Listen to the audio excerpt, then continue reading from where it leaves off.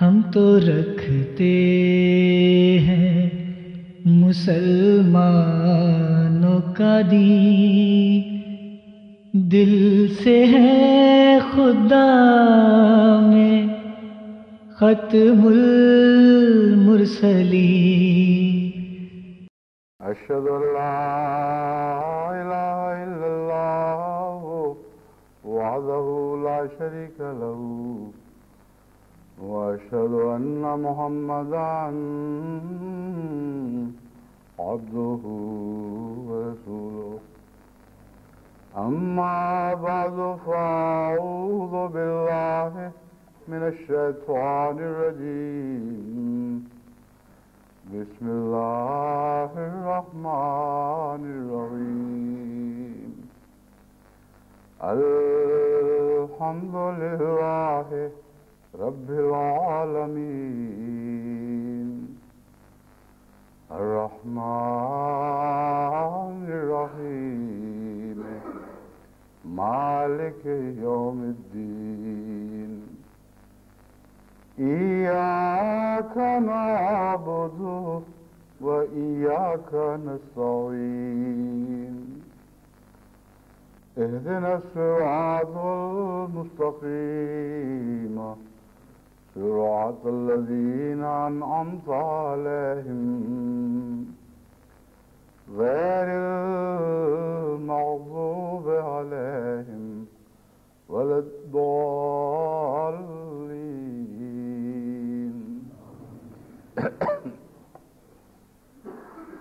یہ مہینہ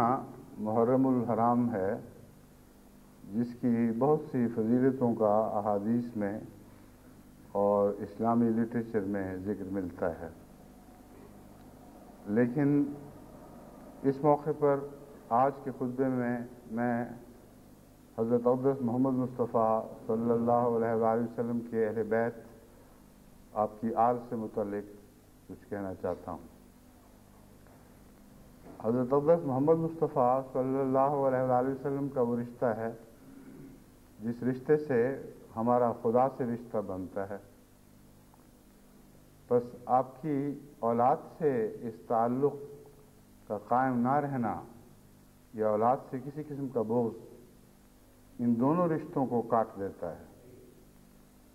حضرت اقدس محمد مصطفیٰ صلی اللہ علیہ وآلہ وسلم کی اولاد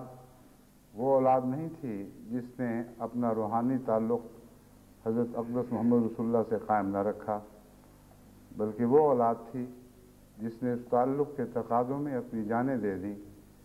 اور عظیم ترین قربانیاں پیش کیں۔ بس اس پہلو سے وہ جس کے دل میں اہل بیت کا بغض ہے، حقیقت میں اس کے دل میں محمد رسول اللہ کا بغض ہے اور اسلام کا بغض ہے، اور اس کی کوئی نیکی حقیقی نیکی نہیں کہلا سکتی۔ یہ ایک طبی حقیقت ہے کہ جس سے محبت ہو اس کے محبوب سے بھی محبت ہو، جس سے محبت ہو اس سے جو محبت کرتے ہیں ان سے بھی تعلق قائم ہو، اور یہ دونوں باتیں حضرت اقدس محمد مصطفیٰ صلی اللہ علیہ وآلہ وسلم کی بہت ہی پیاری اور مقدس بیٹی حضرت فاطمہ کی اولاد کو نصیب تھیں۔ ان سے حضرت اقدس محمد رسول اللہ کو محبت تھی اور وہ حضرت محمد رسول اللہ سے محبت کرتے تھے، اور پھر یہ خونی تعلق بھی تھا، اس لیے کسی مسلمان کے تصور میں بھی یہ بات نہیں آ سکتی کہ حضور صلی اللہ علیہ وآلہ وسلم کے اہل بیت سے دوری تو درکنار، اس کے وہم میں بھی یہ بات داخل ہو کہ میرا ان سے کسی قسم کا تعلق ٹوٹ سکتا ہے۔ اس کے بالکل برعکس ایک گہری خود بے ساختہ محبت حقیقت میں اس کی ایمان پر گواہ ہوگی، اور حضرت صلی اللہ علیہ وآلہ وسلم سے پیار پر یہ محبت ایک ایسی پختہ اور دائمی گواہی دے گی کہ جس کو نظر انداز نہیں کیا جا سکتا۔ مگر اس کے برعکس حضرت صلی اللہ علیہ وآلہ وسلم کی اولاد میں سے پیدا ہونے والے محبت کرنے والوں اور محبوبوں کا ذکر تو محبت سے کیا جائے، مگر ان کا جن کا خونی رشتہ نہ بھی تھا مگر خونی رشتوں سے بڑھ کر انہوں نے اپنی جانیں آپ پر نثار کی، ان کا بغض سے ذکر کیا جائے۔ अगर ऐसा हो तो ऐसे शख्स के ईमान के ख़िलाफ़ ये गवाही भी बहुत मजबूत और नाकाबिल तरदीद गवाही ठहरेगी। बस हकीकी और सच्ची बीच की राह वही है कि हज़रत सल्लल्लाहु अलैहि वसल्लम से जिसने जिस रंग में भी ताल्लुक़ बांधा, का खून का रिश्ता था या ना था, उससे तभी बेसाख्ता दिल में प्यार पैदा हो। ये सच्ची इलामत है इंसान के ईमान की और हज़ूर सल्लल्लाहु अलैहि वसल्लम से हकीकी वाबस्तगी की। आज आलम इस्लाम न जाने किन अंधेरों में भटक रहा है कि ये दो मोहब्बतें आपस में फट चुकी हैं और इन दोनों को एक घर में जगह नहीं नसीब। वो लोग जो अहले बैत की मोहब्बत का दावा करते हैं, वो अहले बैत की मोहब्बत के साथ हज़ूर सल्लल्लाहु अलैहि वसल्लम के उशाक और उन फिदाइयों का नफ़रत और बुग़्ज़ से ज़िक्र करना भी जुज़्व ईमान समझते हैं, जिनका उन मानों में खूनी रिश्ता नहीं था जिन मानों में हज़रत इमाम हसन और हज़रत इमाम हुसैन का रिश्ता था या आपकी औलाद का था। और इस तरह मोहब्बत में जहर घोल देते हैं। और इसके बरक्स वो लोग जो सहाबा कराम की इज़्ज़त बल्कि गहरी मोहब्बत और अक़ीदत को दिल में जगह देते हैं, वो समझते हैं इसके साथ मुहर्रम के दिनों में शियों के ख़िलाफ़ हरकत करना और इनकी मजालिस को तहस दरहम बरहम करना, इनके जुलूसों में मुखिल होना, ये भी एक ईमान का हिस्सा है। और वो रिश्ते जो बाहम जोड़ने के लिए बहुत ही अहम किरदार अदा करते थे, कर सकते थे, जो तमाम आलम इस्लाम को एक जगह इकट्ठा करने में एक बहुत ही मजबूत किरदार अदा कर सकते थे, उनको इकट्ठा करने की बजाय बाहम तफरीक के लिए इस्तेमाल किया जा रहा है। उस मुहर्रम के दिन वो दिन नहीं हैं जिनमें ये कहा जा सकता कि आज अहले बैत की कुर्बानियों की याद में तमाम आलम इस्लाम इकट्ठा हो गया है और पहली सब नफरतें मिट चुकी हैं, कोई फ़िरके की तफरीक बाकी नहीं रही। आज इस मोहब्बत के सदक़े हम एक हाथ पर एक जान की नजराने लिए हुए इकट्ठे हो रहे हैं। इसके बरक्स आप अजीब बात अखबारों में पढ़ते हैं और रेडियो और टेलीविज़न पर जिक्र सुनते हैं कि मुहर्रम आ रहा है, सख्त ख़तरात हैं, बड़ी दुश्मनियाँ होंगी, गलियों में खून बहेंगे, सर फटोल होगी, एक दूसरे को गालियाँ दी जाएंगी। और इस्लाम के दो बड़े हिस्से यानी शिया और सुन्नी अगर इस अरसे में गुज़श्ता मुहर्रम से अब तक करीब आ भी गए थे तो फिर दोबारा एक दूसरे से ऐसा फटेंगे कि वो नफ़रतों की याद आइंदा मुहर्रम तक बाकी रहेगी। इसलिए हुकूमतों के अलर्ट हो रहे हैं, बाज़ जगह फ़ौजों को बुलाया जा रहा है, बाज़ जगह पुलिस के रिज़र्व को हरकत दी जा रही है और कहा जा रहा है कि नहायत ख़तरे के दिन हैं। मोहब्बत से ख़तरे हैं? कैसे ख़तरे हैं? मोहब्बत तो ख़तरों को मिटा दिया करती है, मोहब्बत तो ख़तरों के इज़ाले में काम आती है। बस दोनों जगह मोहब्बत में कुछ झूठ शामिल हो गया है, दोनों जगह नज़रें टेढ़ी हो गई हैं और हकीकत हाल को देखने से कुल्लियतन आरी हो चुकी हैं। वरना ये नामुमकिन था कि हज़रत अक़दस मोहम्मद मुस्तफ़ा सल्लल्लाहु अलैहि वसल्लम की मोहब्बत उनके सहाबा, आपके सहाबा और आपके अहले बैत के दरमियान ऐसी फट जाती कि गोया एक से वाबस्तगी दूसरे से नफरत के हममाना हो जाता है, एक से नफरत दूसरे की मोहब्बत के मुतरादिफ हो जाता। ये तो हो ही नहीं सकता। इसलिए मोहम्मद रसूलुल्लाह की मोहब्बत में तो कोई झूठ नहीं, इन मोहब्बत के दावा करने वालों में ज़रूर झूठ है जो उस मोहब्बत को ये रंग देते हैं। बस मैं तमाम आलम इस्लाम को उन अहमदियों की वसातत से जो इस खुतबे को सुन रहे हैं ये पैगाम देता हूँ कि इस पैगाम के ये मुहर्रम के दिनों को आपस में एक दूसरों के साथ दिली मोहब्बत पैदा करने के लिए इस्तेमाल किया करें। और सुन्नियों का ये कोई हक़ नहीं है कि वो लोग जो अहले बैत की मोहब्बत में जुलूस निकालते हैं, खा उनकी रस्में पसंद आए या नापसंद आए, उनके मोहब्बत के इजहार में किसी तरह मुखिल हों, उन पर पथराव करें, उन पर गोलियां चलाएं, उन पर گالیوں کی بارش کریں، یہ کیا انداز ہے محبت کے؟ یہ تو دلوں میں گھٹی ہوئی اور گھولی جانے والی نفرتیں ہیں جو اول ابل کر باہر آ رہی ہیں۔ بس جب تک حضرت اقدس محمد مصطفیٰ صلی اللہ علیہ وآلہ وسلم کے عشق کو اور آپ سے سچی محبت کو تمام امت کو باہم باندھنے کا ذریعہ نہ بنایا جائے، اس وقت تک امت کے مسائل حل نہیں ہو سکتے۔ سب ہی حضور کی محبت کا دعویٰ کر کے ایک دوسرے کے خلاف نفرت کی تعلیم دیتے ہیں، اور یہ سلسلہ بڑھتے بڑھتے 72 حصوں میں امت کو تقسیم کر گیا، اور آج تک ان کو ہوش نہیں آئی۔ بس جماعت احمدیہ کو حضور صلی اللہ علیہ وآلہ وسلم کی محبت کا پیغام اس رنگ میں امت کو دوبارہ دینے کی ضرورت ہے جس رنگ میں پہلی بار دیا گیا تھا۔ قرآن کریم نے جو دلوں کے باندھنے کا ذکر فرمایا ہے وہ اللہ کی نعمت کے ساتھ دلوں کے باندھنے کا ذکر فرمایا ہے، اور اللہ کی نعمتوں میں سب سے بڑی نعمت محمد رسول اللہ تھے۔ اور حقیقت یہ ہے کہ آپ ہی کی محبت نے ایک دوسرے کے دشمن قبائل کو یکجان کر دیا تھا۔ وہ جو ایک دوسرے کے جان کے دشمن تھے وہ بھائیوں کی طرح بلکہ ان سے بڑھ کر جان نثار کرنے والے دوست بن چکے تھے، اور حضور اکرم صلی اللہ علیہ وآلہ وسلم کے وجود کو نکال کر اس کا تصور بھی پیدا نہیں ہو سکتا، ناممکن دکھائی دیتا ہے۔ بس اگرچہ محمد رسول اللہ نے خود بالارادہ ایسا کام نہیں کیا، مگر اللہ نے آپ کی ذات میں، آپ کی نعمت میں ایک ایسی غیر معمولی کشش رکھ دی تھی کہ ناممکن تھا کہ لوگ آپ کے ذات پر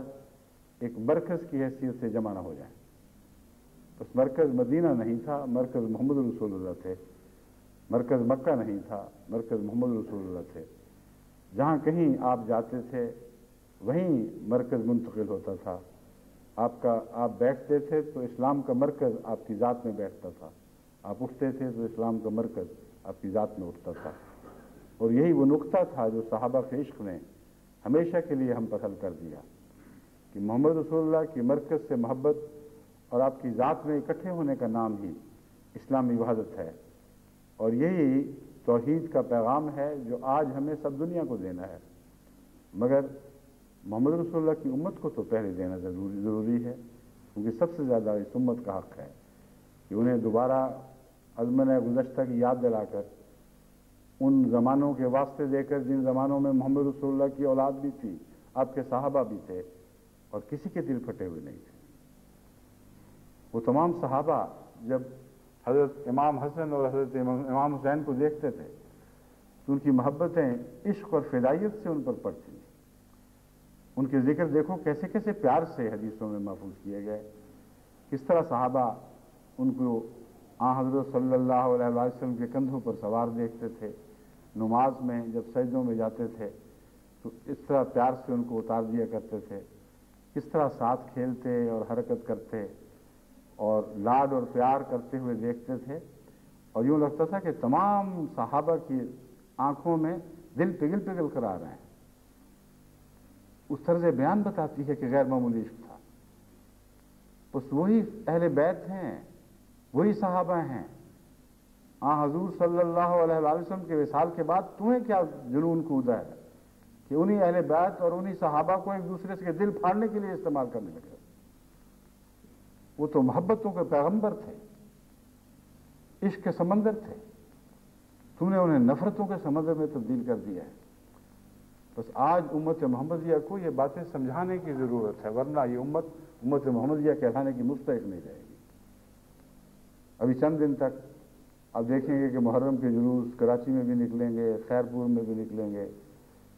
ملتان میں بھی نکلیں گے، بہاولپور میں بھی اور لاہور وغیرہ میں بھی، اور ہر جگہ غیر معمولی طور پر پولیس کی طاقت دو نفرت کرنے والے سمندروں کے بیچ میں دیوار کی طرح حائل ہو، اور پھر وہ یبغیان ہوں گے، وہ ایک دوسرے کے خلاف بغاوت کریں گے، اور ان دیواروں کو توڑ کر ان کی نفرتیں پھلانگتی ہوئی دوسرے کے امن کو پارا پارا کر دیں گی اور ان کی زندگیوں کو زہر آلود کر دیں گی۔ یہ کیا دن ہیں اور ان دنوں کے کیا تقاضے ہیں اور یہ کیا حرکتیں ہیں جو ان دنوں میں کی جا رہی ہیں۔ حضرت اقدس مسیح موعود علیہ السلام پر جن پر یہ ظالم ملا یہ الزام لگاتے ہیں کہ آپ نے نہ اہل بیت کی عزت کی نہ صحابہ کی. ان کی اہل بیت کی عزتیں اور ان کی صحابہ کی عزتیں تو ہر روز برسر عام گلیوں میں پھرتی ہیں، اور جو کچھ کسر رہ جاتی ہے وہ محرم کے دنوں میں تشت ازبام ہو جاتی ہے، کچھ بھی لکا چھپا باقی نہیں رہتا. مگر حضرت اقدس محمد مصطفیٰ صلی اللہ علیہ وآلہ وسلم اور آپ کے صحابہ اور آپ کے اہل بیت کے عشق میں حضرت مسیح موعود علیہ السلام کی جو پاکیزہ تحریریں ہیں ان پر مہریں لگائی گئی ہیں، ان پر تالے لگا دیے گئے ہیں. جو عشق کے اظہار ہیں انہیں اجازت نہیں کہ وہ گلیوں میں کھل کر نکلیں. جو نفرتوں کے پیغام ہیں وہ گلیاں ان کی ہیں، وہ صحن ان کے ہیں، جب چاہیں جس طرح چاہیں نفرتوں کا اظہار جس ملک میں چاہیں کرتے پھریں. یہ بڑا ظلم ہے، یہ خودکشی ہے. بس آج کے خطبے کے لیے میں نے حضرت مسیح موعود علیہ السلام کی چند تحریریں چنی ہیں جو میں آپ کے سامنے رکھتا ہوں، اور یہی آج امت کا علاج ہے کہ ایک ہی زبان سے ایک ہی منہ سے صحابہ کے عشق کے قصے بھی بیان ہوں اور اہل بیت کے عشق کے قصے بھی بیان ہوں، تاکہ پھر امت ان دو پاک ذرائعوں سے ایک ہاتھ پر اکٹھی ہو جائے، یعنی محمد رسول اللہ صلی اللہ علیہ وسلم کے عشق میں، اور وہی مرکزیت اسلام کو دوبارہ نصیب ہو. حضرت مسیح موعود علیہ السلام حضرت امام حسن اور امام حسین کا ذکر کرتے ہوئے فرماتے ہیں، افسوس یہ لوگ نہیں سمجھتے کہ قرآن نے تو امام حسین کو رتبہ ابنیت کا بھی نہیں دیا تھا. یہ وہ عبارت ہے جس کو لے کر مولویوں نے شور مچایا کہ دیکھو امام حسین کے خلاف کیسی سخت زبان استعمال کی ہے. رتبہ ابنیت کا بھی نہیں دیا تھا. کہتے ہیں دیکھو رسول اللہ صلی اللہ علیہ وسلم کی اولاد میں شمار نہیں کرتے. حضرت مسیح موعود علیہ السلام کی عبارت پوری پڑھتے تو ان کو پتہ چلتا ہے کہ اگلے فقرے میں یہ فرمایا ہے کہ آیت خاتم النبیین بتا رہی ہے ما کان محمد ابا احد من رجالکم، کہ محمد تم میں سے کسی فرد کا بھی باپ نہیں ہے، کسی مرد کا بھی باپ نہیں ہے. تو یہ اشارہ اس طرف ہے کہ حضرت امام حسن اور امام حسین ہی نہیں،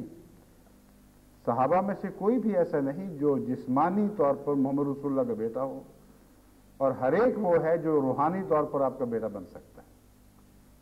بس یہ تفریق دور کرنے کے لیے ایسا عظیم نقطہ امت محمدیہ کے سامنے پیش فرمایا کہ تم خون کے رشتے سے ابنیت کی باتیں چھوڑ دو، کیونکہ قرآن کریم نے ہر رشتے سے ابنیت کی باتیں ختم کر دی ہیں سوائے روحانی رشتے کے. ما کان محمد ابا احد من رجالکم ولکن رسول اللہ و خاتم النبیین. رسول کا رشتہ سب سے برابر کا رشتہ ہو جاتا ہے، اور اس رشتے میں جو روحانی بیٹا بنے گا اس کی راہ میں کوئی چیز حائل نہیں ہو سکتی، اور جو روحانی بیٹا نہیں بنے گا اسے ظاہری تعلق بھی اس کے کسی کام نہیں آ سکتا. یہ وہ مضمون تھا جسے حضرت مسیح موعود علیہ السلام نے بیان فرمایا، اور ان مولانوں نے کیسے کیسے ظلم کے ساتھ حضور حضرت مسیح موعود علیہ السلام کے خلاف یہ غلط باتیں منسوخ کی کہ گویا نعوذ باللہ من ذالک آپ کو صحابہ کی بھی کوئی آپ کے دل میں نہ صحابہ کی عزت تھی نہ اہل بیت کی تھی. اب میں آپ کو حضرت مسیح موعود علیہ السلام کے الفاظ میں بتاتا ہوں کہ آپ کے نزدیک اہل بیت کا کیا مقام تھا اور صحابہ کا کیا مقام تھا. فرماتے ہیں حضرت عیسیٰ اور امام حسین کے اصل مقام اور درجہ کا جتنا مجھ کو علم ہے دوسرے کو نہیں ہے. اب عیسیٰ اور امام حسین کا کیا جوڑ ہے؟ نبیوں میں اپنی جان کی عظیم قربانی پیش کرنے میں عیسیٰ کو ایک عجیب مرتبہ اور عجیب مقام حاصل تھا. نبیوں میں وہ ایک منفرد مقام ہے جو محمد رسول اللہ سے پہلے گزرے ہیں. جس طرح جس شان کے ساتھ حضرت عیسیٰ نے حق کی خاطر اپنی جان کی قربانی پیش کی ہے اور صلیب کی اذیتیں قبول کی ہیں. بس دیکھیں ایک عارف باللہ کا کلام کس طرح ان باتوں کو جوڑتا ہے جس طرف ایک ظاہری نظر رکھنے والے کا تصور بھی نہیں جا سکتا. فرماتے ہیں عیسیٰ اور امام حسین کے اصل مقام و درجہ کا جتنا مجھ کو علم ہے دوسرے کو نہیں ہے، کیونکہ جوہری ہی جوہر کی حقیقت کو سمجھتا ہے۔ اس طرح پر دوسرے لوگ خواہ وہ امام حسین کو سجدہ کریں مگر وہ ان کے رتبہ اور مقام سے محض ناواقف ہیں، اور عیسائی خواہ حضرت عیسیٰ کو خدا کا بیٹا یا خدا جو چاہیں بنا دیں مگر وہ ان کے اصل اتباع اور حقیقی مقام سے بے خبر ہیں۔ اور ہم ہرگز یہ باتیں تحقیر سے نہیں کہہ رہے، ان کی تحقیر مراد نہیں، بلکہ امر واقعہ بیان کر رہے ہیں کہ مسیح کا جو حقیقی مرتبہ میرے دل پر روشن ہوا ہے اور حسین کا جو حقیقی مرتبہ میرے دل پر روشن ہوا ہے وہ ان کے سجدہ کرنے والوں کے دلوں پر بھی روشن نہیں، اور سجدہ کرنا خود بتاتا ہے کہ مقام سے بے خبر ہے۔ بس اسی فقرے میں اپنے کلام کی تائید میں ایک محکم دلیل بھی داخل فرما دی۔ وہ شان کیا ہے؟ فرماتے ہیں میں اس اشتہار کے ذریعے سے اپنی جماعت کو اطلاع دیتا ہوں کہ ہم اعتقاد رکھتے ہیں کہ یزید ایک ناپاک تباہ دنیا کا کیڑا اور ظالم تھا، اور جن معنوں کی روح سے کسی کو مومن کہا جاتا ہے وہ معنی اس میں موجود نہ تھے۔ یہ ہے اعلان حق، کوئی پرواہ نہیں کہ سنی اس پہ خوش ہوتے ہیں ناراض ہوتے ہیں، حالانکہ آپ اہل سنت سے تعلق رکھتے تھے، اہل تشیع میں شامل نہیں تھے، اور امام تو در حقیقت دونوں سے بالا تھا، کیونکہ آپ نے حکم بدل کے طور پر دونوں کے درمیان فیصلے کرنے تھے۔ بس آپ دنیا کے خوف سے بالکل مستغنی اور بالا تھے۔ فرماتے ہیں یزید ایک ناپاک تباہ دنیا کا کیڑا اور ظالم تھا، اور جن معنوں کی روح سے کسی کو مومن کہا جاتا ہے وہ معنی اس میں موجود نہ تھے۔ مومن بننا کوئی سہل امر نہیں ہے۔ اللہ تعالیٰ ایسے شخصوں کی نسبت فرماتا ہے قالت الاعراب آمنا قل لم تؤمنوا ولکن قولوا اسلمنا۔ مومن وہ لوگ ہوتے ہیں جن کے اعمال ان کے ایمان پر گواہی دیتے ہیں، جن کے دل پر ایمان لکھا جاتا ہے، اور جو اپنے خدا اور اس کی رضا کو ہر ایک چیز پر مقدم کر لیتے ہیں۔ پھر فرماتے ہیں یزید کے متعلق یہ دنیا کی محبت نے اس کو اندھا کر دیا تھا، مگر حسین رضی اللہ عنہ طاہر و مطہر تھا، اور بلا شبہ ان برگزیدوں میں سے ہے جن کو خدا تعالیٰ اپنے ہاتھ سے صاف کرتا ہے اور اپنی محبت سے معمور کرتا ہے، اور بلا شبہ وہ سرداران بہشت میں سے ہے۔ یہ حضرت امام حسین کے متعلق حضرت مسیح موعود علیہ السلام کا موقف ہے، اور زبان ایک ایک لفظ بتا رہا ہے کہ ایک سچے دل کی آواز ہے جو بے ساختہ اور بلا تکلف دل سے بلند ہو رہی ہے۔ سرداران بہشت میں سے ہے، اور ایک ذرہ کینہ رکھنا اس سے موجب سلب ایمان ہے۔ اس امام کا تقوی اور محبت اور صبر اور استقامت اور زہد اور عبادت ہمارے لیے اسوہ حسنہ ہے، اور ہم اس معصوم کی ہدایت کی اقتداء کرنے والے ہیں،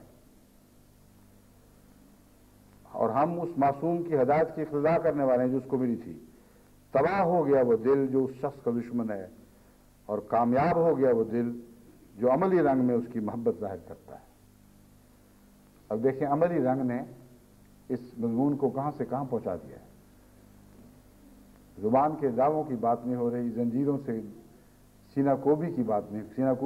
نہیں ہو رہی۔ فرمایا ہے جو عمل سے اس سے محبت کرتا ہے اور اپنے عمل سے اس کی محبت کو سچا ثابت کر دیتا ہے، یعنی حسین کے رنگ اختیار کرتا ہے، وہی سنت اپنا لیتا ہے جو حسین کی سنت تھی۔ فرماتے ہیں کامیاب ہو گیا وہ دل جو عملی رنگ میں اس کی محبت ظاہر کرتا ہے، اور اس کے ایمان اور اخلاق اور شجاعت اور تقوی اور استقامت اور محبت الہی کے تمام نقوش انعکاسی کے طور پر کامل پیروی کے ساتھ اپنے اندر لیتا ہے۔ کون کون سے ہیں؟ ایمان، اخلاق، شجاعت یعنی بہادری، تقوی یعنی خدا خوفی، اور اپنی بات پر صبر کے ساتھ قائم ہو جانا، اور کسی مخالفت کی پرواہ نہ کرنا یعنی استقامت، اور محبت الہی کی تمام نقوش اپنے دل پر منعکس کرتا ہے اور انہیں اپنا لیتا ہے، جیسا کہ ایک صاف آئینہ ایک خوبصورت انسان کا نقش اپنے اندر لے لیتا ہے۔ یہ اپنے اندر لے لیتا ہے کہ الفاظ پہلے اب میں نے وہی دہرائے ہیں، مسیح علیہ السلام کے الفاظ جو اس فکرے کے شروع میں تھے۔ یہ لوگ دنیا کی آنکھوں سے پوشیدہ ہیں، کون جانتا ہے ان کی قدر مگر وہی جو انہی میں سے ہے، جو ویسا ہی دل رکھتا ہے، ویسا ہی محبت الہی میں وہ پاک اور صاف کیا گیا ہے اور محبت کی آگ میں جلایا گیا ہے، وہی ہے جو ان لوگوں کے حالات کو جانتا ہے، ان کے تجارب سے واقف ہے۔ غیر کی آنکھ باہر سے دیکھنے والی اس کی حقیقت کو پہچان نہیں سکتی، دنیا کی آنکھ ان کو شناخت نہیں کر سکتی، کیونکہ وہ دنیا سے بہت دور ہیں۔ یہی وجہ حسین رضی اللہ عنہ کی شہادت کی تھی۔ اب دیکھیں کیسا عظیم نقطہ ہے، اور یہ محبت اور معرفت کی آنکھ سے ہی دکھائی دیتا ہے، یہ مجلسوں میں پڑھا جانے والا نقطہ تو نہیں ہے۔ فرماتے ہیں یہی وجہ حسین رضی اللہ عنہ کی شہادت کی تھی، کیونکہ وہ شناخت نہیں کیا گیا۔ سارے سالوں کے 100 سال کے شیعوں کے ماتم ایک طرف اور یہ فقرہ ایک طرف، کیسی حقیقت کی روح پر انگلی رکھنی ہے۔ اس کی شہادت کی یہی وجہ تھی کہ حسین شناخت نہیں کیا گیا، مگر افسوس کہ جیسا وہ کل شناخت نہیں کیا گیا تھا ویسا آج بھی شناخت نہیں کیا گیا، ورنہ حسین کے نام پر محمد رسول اللہ کے عشاق سے نفرتوں کی تعلیم نہ دی جاتی، اور محمد رسول اللہ کے عشاق حسین کا عذر رکھ کر ان کے سے محبت کرنے والوں سے نفرت کی تعلیم نہ دیتے۔ بس شناخت کا جہاں تک معاملہ ہے، خدا کے پیارے تو بعض دفعہ نہ اپنے وقت میں شناخت کیے جاتے ہیں نہ بعد میں شناخت کیے جاتے ہیں، مگر وہی ان کو شناخت کرتا ہے جو ویسا دل رکھتا ہے، ویسا مزاج اس کو عطا ہوتا ہے، ویسی فطرت ودیت کی جاتی ہے، وہی ہے جو حقیقت میں شناخت کا حق رکھتا ہے۔ اور حضرت مسیح موعود علیہ السلام فرماتے ہیں یہی وجہ حسین رضی اللہ عنہ کی شہادت کی تھی، کیونکہ وہ شناخت نہیں کیا گیا۔ دنیا نے کس پاک اور برگزیدہ سے اس کے زمانے میں محبت کی تا حسین رضی اللہ عنہ سے بھی محبت کی جاتی۔ یہاں یہ مراد نہیں ہے کہ کوئی بھی محبت نہیں کرتا۔ محمد رسول اللہ صلی اللہ علیہ وسلم کی زندگی میں آپ کے بڑے بڑے اشاق پیدا ہوئے، ہر نبی کے وقت میں، حضرت عیسیٰ علیہ السلام کے زمانے میں بھی کچھ اشاق پیدا ہوئے، مگر مراد یہ ہے کہ کثرت کے ساتھ قومی طور پر بڑی تعداد میں بہت بعد میں آنے والے محبت کی باتیں کرتے ہیں، لیکن وہ لوگ جو یا ان کے مزاج کے لوگ جو اس برگزیدہ کی زندگی میں اس زمانے میں ہوتے ہیں وہ اس کو نہیں پہچانتے، اور یہ حقیقت ہے۔ قرآن کریم نے اسی لیے حضرت موسیٰ علیہ السلام کے سے تعلق رکھنے والی قوم کو مخاطب کرتے ہوئے یہ فرمایا کہ تم وہی ہو جس نے موسیٰ کو اذیتیں دی، تم وہی ہو جو اس زمانے میں نبیوں کو قتل کیا کرتے تھے، حالانکہ وہ تو 2000 سال بعد پیدا ہوئے تھے۔ وہ کیسے ہو گئے؟ مراد یہ ہے کہ تم ایسے لوگ ہو کہ تمہاری سرشت ایسی ہے۔ اگر تم اس زمانے میں ہوتے تو وقت کے مقدس انسان کو پہچان نہ سکتے، اور ضرور اس کی دشمنی اور اس کی جان کے عزت اور جان کے درپے ہو جاتے، اس کی دشمنی میں اس کی عزت اور اس کی جان کے درپے ہو جاتے، لیکن اب تم اس کی محبت کی باتیں کرتے ہو۔ تو مسیح موعود علیہ السلام ان لوگوں کا ذکر فرما رہے ہیں کہ یہ لوگ جب برگزیدہ لوگوں کی زندگی میں اس وقت سے حصہ پاتے ہیں تو کبھی ان کو پہچان نہیں سکے، اور جب وہ وفات پا جاتے ہیں ویسے کسی وجہ سے ان سے دور ہٹ جاتے ہیں، زمانے بدل جاتے ہیں، اس وقت پھر یہ ان کی محبت کے گیت گاتے اور ان کے نام کو اچھالتے ہیں۔ غرض یامر نہایت درجہ کی شقاوت اور بے ایمانی میں داخل ہے۔ یہ حسین رضی اللہ عنہ کی یا کسی اور بزرگ کی جو ائمہ مطہرین میں سے ہے تحقیر کرتا ہے یا کوئی کلمہ استخفاف ان کی نسبت اپنی زبان پر لاتا ہے وہ اپنے ایمان کو ضائع کرتا ہے، کیونکہ اللہ جل شانہ اس شخص کا دشمن ہو جاتا ہے جو اس کے برگزیدوں اور پیاروں کا دشمن ہے۔ جو شخص مجھے برا کہتا ہے یا لعن طعن کرتا ہے اس کے عوض میں کسی برگزیدہ اور محبوب الہی کی نسبت شوخی کا لفظ زبان پر لانا سخت معصیت سمجھتا ہوں۔ فرمایا جو مجھے برا سمجھتا ہے، مجھ پر لعن طعن کرتا ہے، اس کا بدلہ میں معصومین سے نہیں لیتا، اور شوخی کے طور پر ان پر اپنا غصہ اتارنا ایک سخت لعنت کی بات سمجھتا ہوں، سخت گناہ سمجھتا ہوں۔ پھر حضرت مسیح علیہ السلام فرماتے ہیں اس میں کس ایماندار کو کلام ہے کہ حضرت امام حسین اور امام حسن رضی اللہ عنہما خدا کے برگزیدہ اور صاحب کمال اور صاحب عفت اور عصمت اور ائمۃ الہدیٰ تھے، یعنی ہدایت کے امام تھے، ہدایت کے اماموں میں سے تھے، اور وہ بلا شبہ دونوں معنوں کی روح سے حضرت صلی اللہ علیہ وسلم کی آل تھے، خون کے لحاظ سے بھی آل تھے اور روحانی وراثت کے لحاظ سے بھی آل تھے۔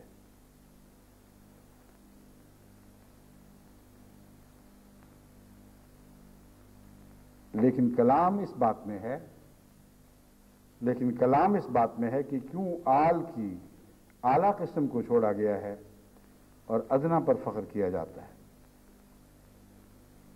تعجب کہ وہ اعلیٰ قسم امام حسن اور حسین کے آل ہونے کی یا اس کے آل ہونے کی اور کسی کے آل ہونے کی جس کی روح سے وہ حضرت صلی اللہ علیہ وسلم کے روحانی مال کے وارث ٹھہرتے ہیں اور بہشت کے سردار کہلاتے ہیں، یہ لوگ اس کا تو کچھ ذکر نہیں کرتے، اور ایک فانی رشتے کو بار بار پیش کیا جاتا ہے۔ یہ وہ نقص ہے جس کی طرف حضرت مسیح موعود علیہ السلام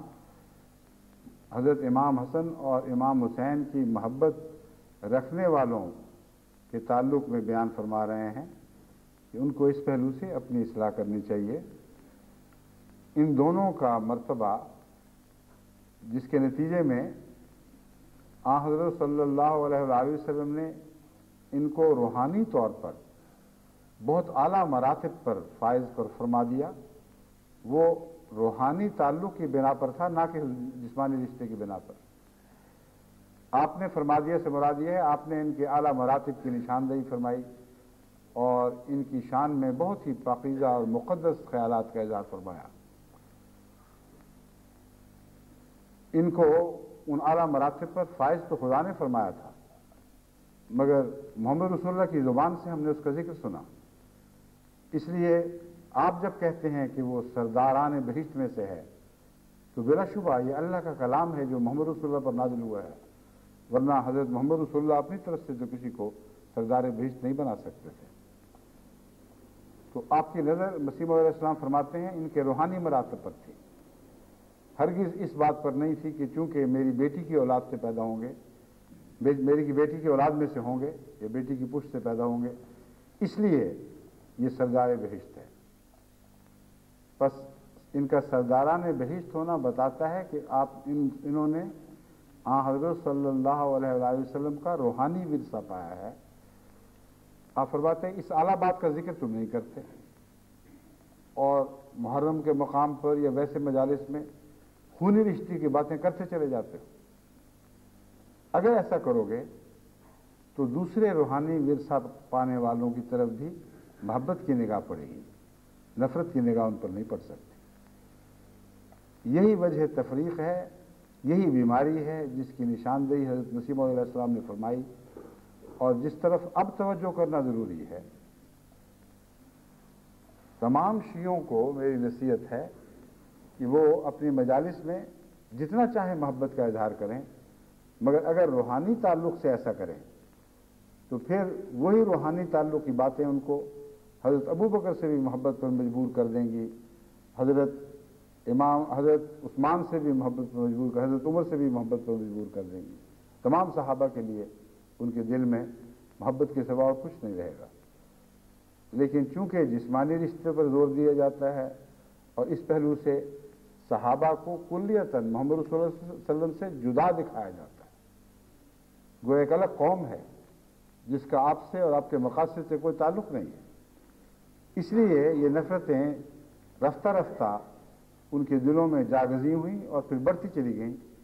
یہاں تک کہ بغض صحابہ ان کے ایمان کا حصہ بن گیا۔ اور اس نے پھر یہ رد عمل دکھایا کہ سنیوں میں بھی سپاہ صحابہ جیسی چیزیں پیدا ہوئیں، جن کے اعلیٰ مقاصد میں شیعوں کا خون بہانا اس طرح داخل ہو گئے جیسے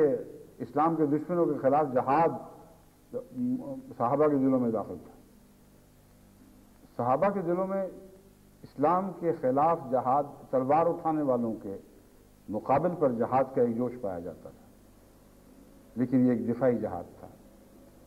اس میں نفرتوں کا کوئی تعلق نہیں تھا۔ یہ ان نفرتوں کے خلاف جہاد تھا جن نفرتوں کا صحابہ کو نشانہ بنایا جا رہا تھا، محمد رسول اللہ کو نشانہ بنایا جا رہا تھا۔ لیکن یہ جو آج ہم دیکھ رہے ہیں یہ بالکل برعکس قصہ ہے۔ سپاہ صحابہ کے دل میں شیعوں کی نفرت ہے جو موزن ہے، اور وہ سمجھتے ہیں کہ شیعوں میں سے کسی کا قتل یا ان میں سے کسی مجلسی کا قتل کرنا نہ صرف یہ کہ اللہ کے حضور ان کو اعلیٰ مراتب، ان کے لیے اعلیٰ مراتب کا ضامن ہو جائے گا، بلکہ بعض ان میں سے مولوی یہ بیان کرتے ہیں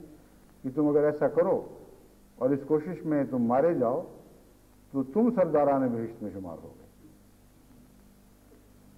تم دیکھنا کہ کیسے کیسے پاک وجود تمہارے استقبال کو جنت کے دروازوں تک آتے ہیں۔ ایسے سے لو قصے بیان کیے جاتے ہیں کہ عقل دنگ رہ جاتی ہے کہ ان قصوں کے ماننے والے دماغ کس قسم کے ہوں گے۔ مگر ہمارے ملک میں بدقسمتی سے جہالت بہت ہے،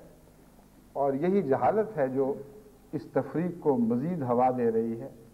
اور ان فاصلوں کو بڑھا رہی ہے۔ بس محرم میں محبت کی اور باہم رشتوں کو باندھنے کی تعلیم دینی ضروری ہے، اور جیسا کہ مسیح موعود علیہ السلام نے فرمایا ہے، حقیقت یہ ہے کہ اول زور روحانی تعلق پر دینا ضروری ہے، اور پھر جسمانی طور پر اگر تعلق ہے تو اس تعلق میں اضافہ ہوگا، کمی نہیں ہو سکتی۔ یعنی سونے پر سہاگے کا کام دے گا جسمانی تعلق، لیکن شرط یہ ہے کہ پہلے روحانی تعلق قائم ہو اور روحانی تعلق پر زور دیا جائے، پھر زائد کے طور پر جب جسمانی رشتہ دکھائی دے گا تو لازماً سب کو محبت ہوگی۔ بس سنیوں کو بجائے اس کے کہ نفرتوں کی تعلیم دیں اور ان کے جلوسوں پر حملہ آور ہوں اور طرح طرح سے ان کی راہیں روکیں یا کاٹیں یا ان پر بم پھینکیں یا زبان سے گندی گالیوں کی گولہ باری کریں، ان کا فرض ہے کہ ایسے موقع پر ان سے بڑھ کر صحابہ کے عشق کی باتیں کیا کریں، اور ان میں حضرت محمد رسول اللہ صلی اللہ علیہ وآلہ وسلم کے اہل بیت کو جو صحابہ کا مرتبہ بھی رکھتے تھے، روحانی وارث بھی تھے، اور روحانی وارثوں میں بھی بہت بلند مقام پر فائز تھے، ان کا ذکر بھی کریں اور دوسرے صحابہ کا ذکر بھی کریں، صدیقوں کا ذکر بھی کریں اور شہیدوں کا ذکر بھی کریں، اور کثرت سے درود اور سلام کی مجلسیں لگائیں اور اس میں ایک دوسرے سے آگے بڑھنے کی کوشش کریں، تو یہی دن کتنی برکت کے دن بن سکتے ہیں، بجائے اس کے کہ دونوں طرف ان دنوں کو نفرتیں پھیلانے کے لیے استعمال کیا جائے۔ دونوں ایک دوسرے سے نیکی کی باتوں میں سبقت لے جانے کی کوشش کریں اور یہ بتائیں دنیا کو کہ ہم محمد رسول اللہ صلی اللہ علیہ وسلم کے اس شاخ سے زیادہ محبت کرنے والے ہیں، ہم آپ کے اہل بیت سے دوسروں کی نسبت زیادہ پیار رکھنے والے ہیں۔ اہل بیت کے ترانے اگر سارے سنی گانے شروع کر دیں،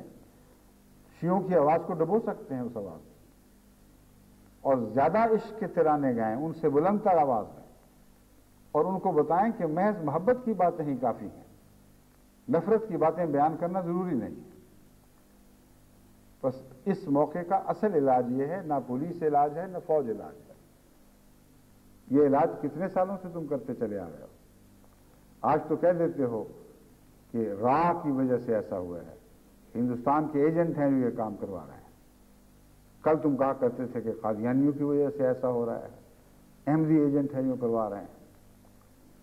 بھٹو صاحب کے زمانے میں بھی یہی ہوا اور ضیاء کے زمانے میں تو باقاعدہ دستور بن گیا تھا کہ حکومت کی طرف سے نوٹیفیکیشن جاری ہوتے تھے اور کہا جاتا تھا احمدیوں کی نگرانی کرو، بڑی سختی کے ساتھ تمام تر جاسوسی ان کے لیے وقف کر دو، کیونکہ ہمارے علم میں یہ بات آئی ہے کہ محرم کے موقع پر احمدی شیعوں اور سنیوں میں فساد برپا کریں گے۔ اور ظلم کی حد ہر دفعہ توجہ دشمنوں سے ہٹا کر دوستوں کی طرف کر دی جاتی تھی۔ ساری احمدیت کی تاریخ اس بات کو جھٹلا رہی ہے، اور کئی پولیس افسران اس تحریروں کو پڑھ کر یہ کہا کرتے تھے اور بعض احمدیوں کے سامنے بات بیان کی کہ ہماری حکومت پتہ نہیں پاگل ہو گئی ہے، ان کو پتہ نہیں کہ احمدیوں کا مزاج ہی یہ نہیں ہے۔ کبھی ہوا ہے آج تک ان کی 100 سالہ تاریخ میں کہ احمدیوں نے فساد برپا کیے ہوں؟ ایک پرامن جماعت ہے، ان کے خلاف فساد ہوئے ہیں، درست ہے، لیکن آج تک ایک بھی ایسا واقعہ نہیں کہ جماعت احمدیہ نے کبھی دوسروں میں فساد کے خیالات پھیلائے ہوں یا کسی طرح فساد پھیلانے میں دخل ہی دیا ہو کسی قسم کا۔ کامیابی تو دور کی بات ہے۔ کہتے ہیں اشارتاً، یعنی بعض پولیس افسر کی بات بتا رہا ہوں، انہوں نے اپنے لمبے تاریخ، اپنی لمبی سروس کا حوالہ دے کر کہا کہ میں جانتا ہوں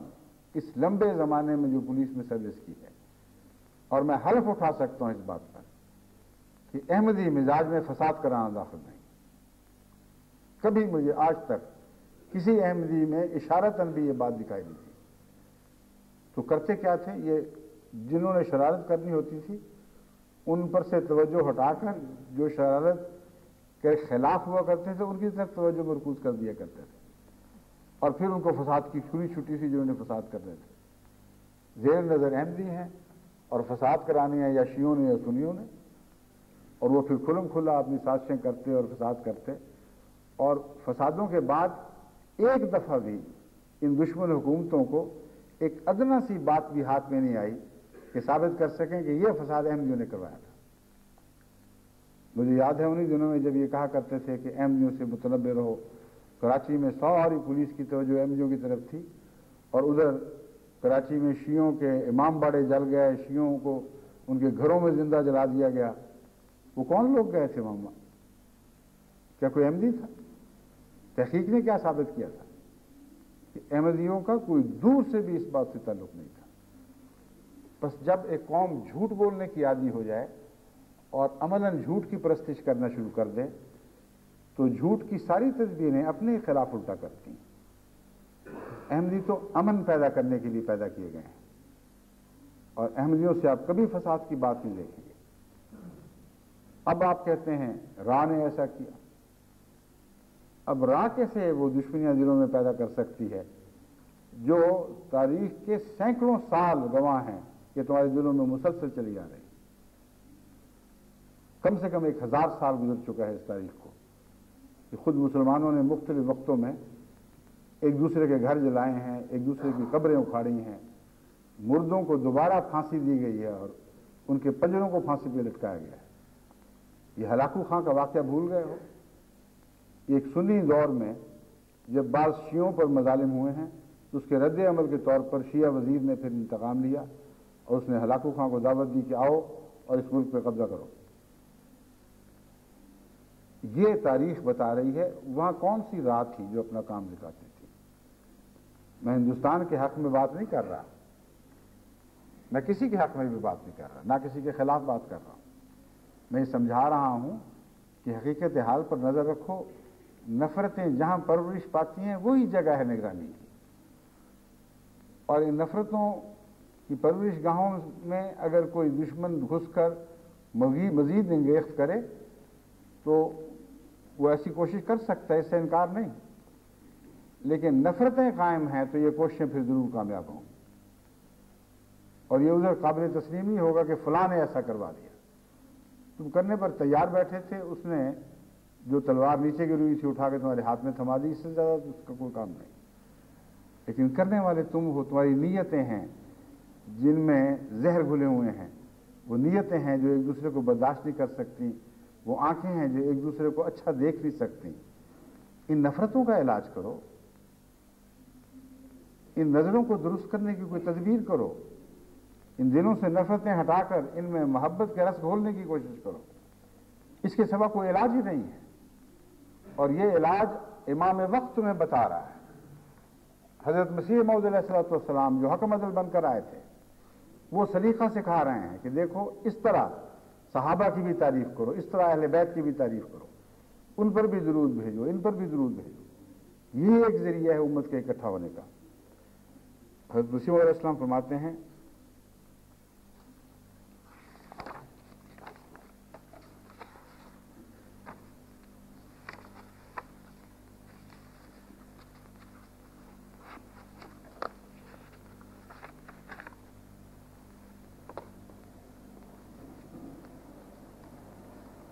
یقیناً ہمارے نبی خیر الورا صلی اللہ علیہ وسلم ہمارے رب اعلیٰ کی دونوں صفات رحمانیت اور رحیمیت کے مظہر تھے۔ پھر صحابہ رضوان اللہ علیہم حقیقت محمدیہ جلالیہ کے وارث ہوئے، جیسے کہ پہلے تجھے معلوم ہو چکا ہے۔ اب ان صحابہ کے ذکر میں حضرت مسیح موعود علیہ الصلوۃ والسلام اہل بیت اور یعنی خونی رشتے میں اس کے ذریعے منسلک اور دوسروں سب کا اکٹھا ذکر فرما رہے ہیں، اور تمام صحابہ کی تعریف فرما رہے ہیں۔ اس میں نعوذ باللہ اہل بیت اس تعریف سے خارج نہیں ہوئے، بلکہ جیسا کہ پہلے میں حوالے پڑھ چکا ہوں، اول طور پر حضرت مسیح موعود علیہ الصلوۃ والسلام کی پیش نظر ہیں۔ فرماتے ہیں پھر صحابہ حقیقت محمدیہ جلالیہ کے وارث ہوئے، جیسا کہ تجھے معلوم ہو چکا ہے۔ ان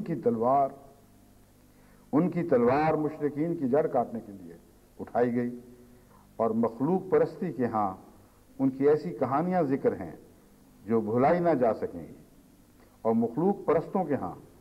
ان کی ایسی کہانیاں ذکر ہیں جو بھلائی نہ جا سکیں گی۔ انہوں نے صفت محمدیہ کا حق ادا کر دیا۔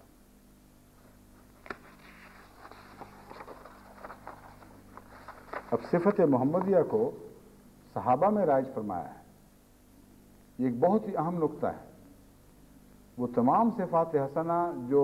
خونی رشتوں سے میں تعلق رکھنے والے اہل بیت میں تھیں یا محض روحانی رشتہ میں بندھے ہوئے صحابہ میں تھیں، وہ تمام خوبیاں نہ ان کی ذاتی تھیں نہ ان کی ذاتی تھیں، وہ صفت محمدیہ کے ان میں جاری ہونے کے نتیجے میں تھی۔ جو اس نقطے کو سمجھ جائے وہ ایک کے مقابل پر دوسرے سے نفرت کر ہی نہیں سکتا، کیونکہ صفت محمدیہ کی طرف پیٹھ دکھا کر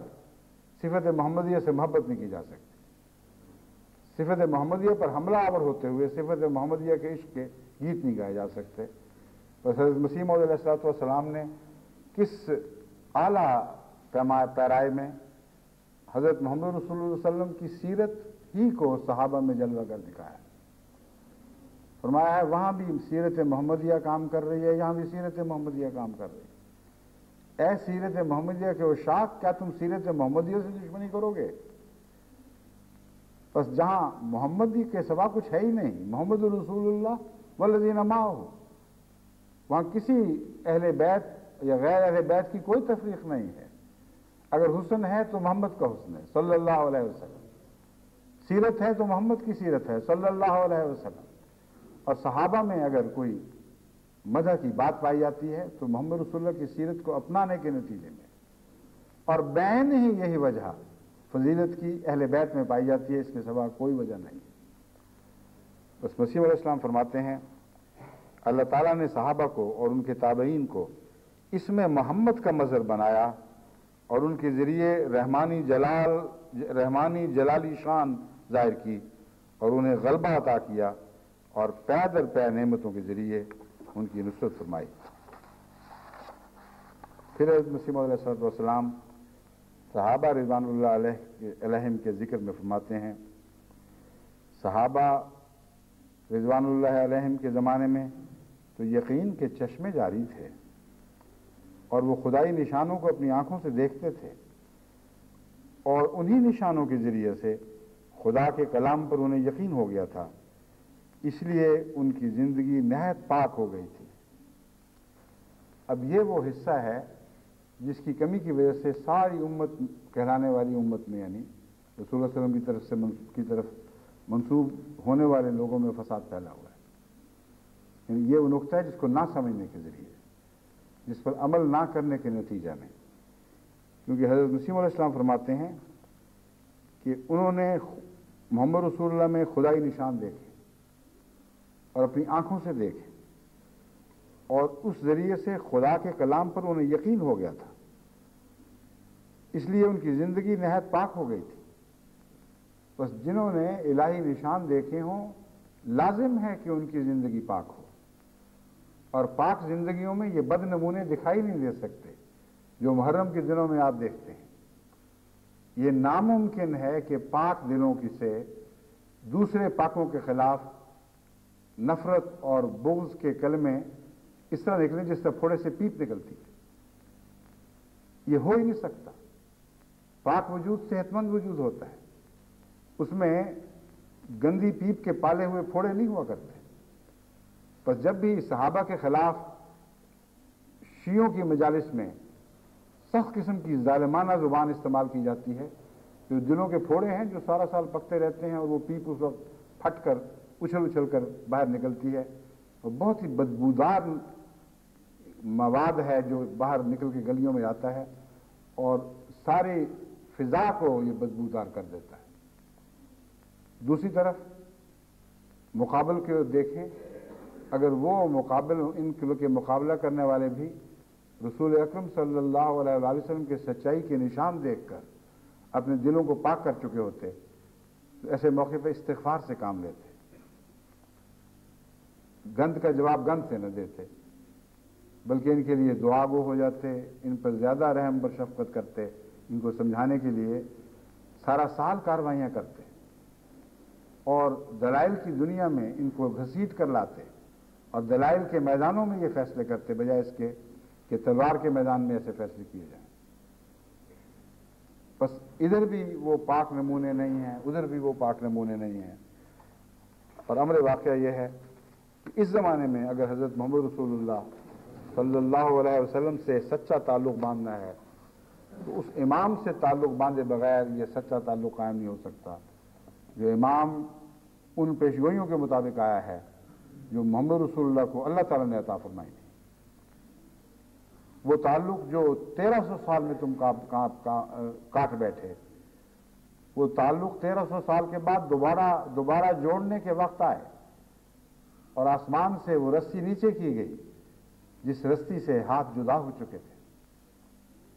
اب ایک ہی راہ ہے کہ اس رسی کو دوبارہ مضبوطی سے پکڑ لو، اور پھر حضرت محمد مصطفیٰ صلی اللہ علیہ وسلم کے دامن میں پناہ لو. اس پناہ کے سوا اور کوئی پناہ نہیں ہے،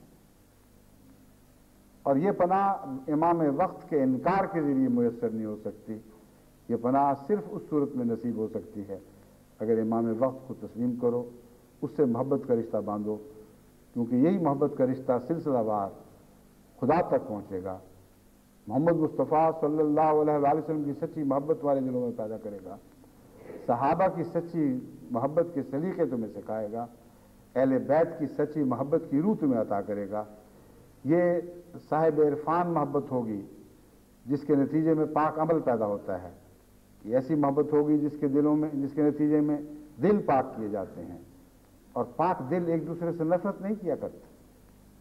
پاک دل آپس میں بٹ نہیں جایا کرتے، بلکہ وہ ایک ہاتھ پر جمع ہو جاتے ہیں. اور امت محمدیہ کو دوبارہ ایک ہاتھ پر جمع کرنے کے لیے خدا تعالیٰ نے جس امام کو بھیجا ہے وہی ان روحانی رشتوں کا ضامن بن کر آیا ہے، وہی ان روحانی رشتوں کا اللہ تعالیٰ کی طرف سے منادی بنا کر بھیجا گیا ہے. تم اس کی ندا پر کان دھرو اور اطاعت اور محبت کے ساتھ اس کے حضور اپنے دلوں کو ان معنوں میں جھکا دو کہ جس طرف وہ بلاتا ہے وہ دل لپکتے ہوئے لبیک کہتے ہوئے اس طرف دوڑیں. میں خدا کی قسم کھا کے کہتا ہوں کہ جس طرف وہ ان دلوں کو بلا رہا ہے، یعنی تم سب کے دلوں کو، وہ محمد رسول اللہ کا رستہ ہے، اس کے سوا اور کوئی رستہ نہیں. وہ خدا کا رستہ ہے، اس کے سوا کوئی اور رستہ نہیں ہے. اسی کا نام صراط مستقیم ہے. اسی سے وحدت ملی عطا ہوتی ہے، اسی سے تفرقے پھر وحدت کی لڑیوں میں پروئے جاتے ہیں. بس آپ سب حضرت مسیح موعود علیہ الصلوۃ والسلام کی آواز پر لبیک کہیں اور اگر آپ یہ سمجھتے ہیں کہ یہ دور کی بات ہے تو ان نصیحتوں پر تو عمل کریں، یا بتائیں کہ ان میں کیا نقص ہے، ان سے بہتر بات تو پیش کر کے دکھائیں۔ آپ تسلیم نہیں کرتے کہ آپ وہ مسیح موعود علیہ السلام وہی ہیں جو حکم اور عدل بن کر آئے تھے اور تمہارے درمیان انصاف سے فیصلہ کرنے والے تھے۔ اب آپ کے فیصلے میں نے تمہیں سنا دیے ہیں، ان فیصلوں سے بہتر فیصلے کر کے تو دکھاؤ، بتاؤ تو صحیح کہ اس سے زیادہ اور کون سی پاک اور مؤثر راہ ہو سکتی ہے جو مسلمانوں کے بٹے ہوئے دلوں کو پھر ایک ہاتھ پر اکٹھے کر سکتی ہے۔ بس مسیح موعود علیہ السلام پر ایمان لانا اب تمہارے اختیار کی یا ہاں یا نہ کی بات نہیں رہی۔ امر واقعہ یہ ہے کہ سچا امام جن رستوں کی طرف بلاتا ہے ان رستوں سے انکار خودکشی کے مترادف ہو جایا کرتا ہے۔ تم انکار کرو گے بھی تو باتیں وہی ماننی پڑیں گی جو مسیح موعود کہتے ہیں۔ ان باتوں سے بہتر باتیں تمہارے فرشتے بھی سوچ نہیں سکتے، کیونکہ یہ خدا کا کلام ہے جو محمد رسول اللہ صلی اللہ علیہ وسلم کے ذریعے آپ کی برکتوں سے حضرت مسیح موعود علیہ السلام کے دل پر نازل ہوا ہے۔ جو وحدت کے رستے آپ نے بتائے ہیں ان کے سوا اور کوئی وحدت کا رستہ نہیں۔ بس اس رستے سے آؤ یا اس رستے سے آؤ، تون آؤ یا کرہن آؤ، تمہیں مسیح موعود علیہ السلام کی اگر بیعت نہیں کرنی تو باتوں کو تو لازماً ماننا پڑے گا، اور اگر نہیں مانو گے تو اسی طرح بٹے رہو گے، اسی طرح ایک دوسرے کے خلاف نفرتوں کی تعلیم دیتے رہو گے، نفرتوں کی منادی کرتے رہو گے، اور ہر سال بجائے اس کے کہ محرم امت محمدیہ کو ایک کرنے کا عظیم شان نظارہ دکھائے، ہر سال یہ محرم آپ لوگوں کو اور زیادہ متفرق کرتا چلا جائے گا، آپ کے دلوں کو اور زیادہ پھاڑتا چلا جائے گا۔ اللہ تعالیٰ آپ کو عقل دے، ہوش دے، اور وہ سچی باتیں جو ایک صاف اور پاک دل کو صاف دکھائی دیتی، کسی دلیل کی حاجت نہیں رہتی۔ سچ تو خود اس طرح بولتا ہے کہ مومن کی پیشانی سے برستا ہے، سچ تو خود اس طرح بولتا ہے جیسے مشک خوشبو دیتا ہے۔ بس مسیح موعود علیہ السلام کی باتوں میں وہ سچائی ہے جو مومن کی پیشانی کے نور کی طرح آپ کے چہرے سے برس رہی ہے۔ آپ کی باتوں میں وہ سچائی ہے جو مشک کی طرح خوشبو رکھتی ہے اور خود بخود اٹھتی ہے اور فضا کو مہکا دیتی ہے۔ بس ان باتوں پر غور سے کان دھرو اور ان کو اپنے دلوں میں جگہ دو۔ یہی ایک رستہ امت کو دوبارہ وحدت کی لڑیوں میں پرونے کا رستہ ہے، اس کے سوا اور کوئی رستہ نہیں۔ اللہ تعالیٰ آپ کو توفیق عطا فرمائے۔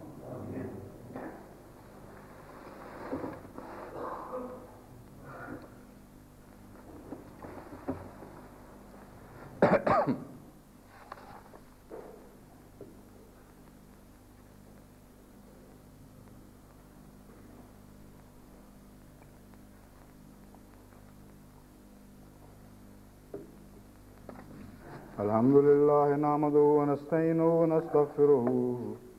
ونؤمن به ونتوكل عليه ونعوذ بالله من شرور أنفسنا ومن سيئات أعمالنا من يهده الله فلا مضل له ومن يضلله فلا هادي له ونشهد أن لا إله إلا الله وحده لا شريك له ونشهد أن محمدا عبده ورسوله عباد الله رحمكم الله إن الله يأمر بالعدل والإحسان وإيتاء ذي القربى وينهى عن الفحشاء والمنكر والبغي يعظكم لعلكم تذكرون اذكروا الله يذكركم وادعوه يستجب لكم ولذكر الله أكبر